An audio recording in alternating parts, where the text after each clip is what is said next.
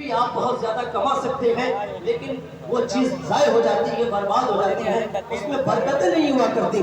آپ راتوں رات کما سکتے ہیں لیکن معلوم ہے ایسے پیسے معلوم ہے کہاں خرچ ہوتے ہیں۔ ایسے تو بہرحال سبھی کے خرچ ہوتے ہیں، چاہے وہ حلال کمائے چاہے حرام کمائے۔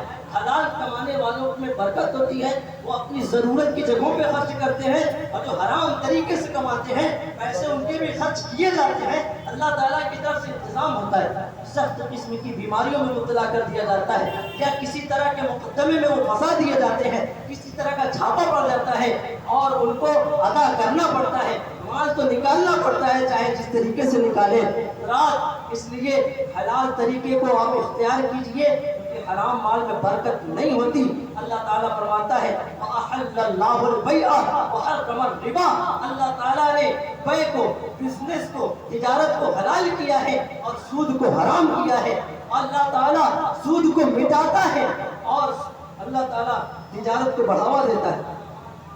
اللہ تعالیٰ وَيُرْبِي الصَّدَقَاتِ، اللہ تعالیٰ صدقات کو بڑھاتا ہے، یعنی جو اچھے کاموں میں جو خرچ کیا جائے اسے بڑھاتا ہے، اور سود کو اللہ تعالیٰ مٹاتا ہے۔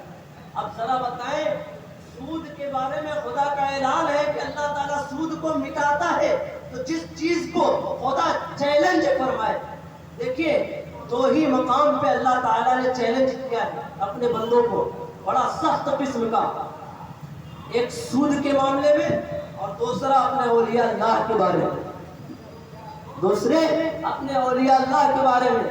وہ کیا ہے؟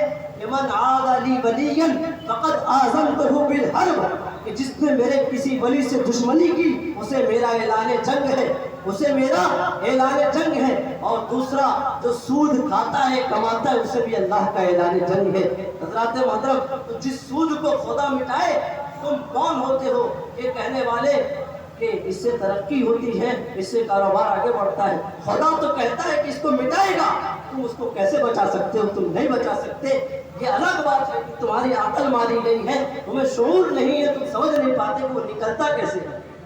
آتا تو ہے لیکن آنے کا سمجھ میں آتا ہے، نکلنے کا سمجھ میں نہیں آتا کہ وہ کیسے نکل کے چلا جاتا ہے۔ اس لیے حلال کی طرف آئیے۔ میں عرض کر رہا تھا نیتوں کے متعلق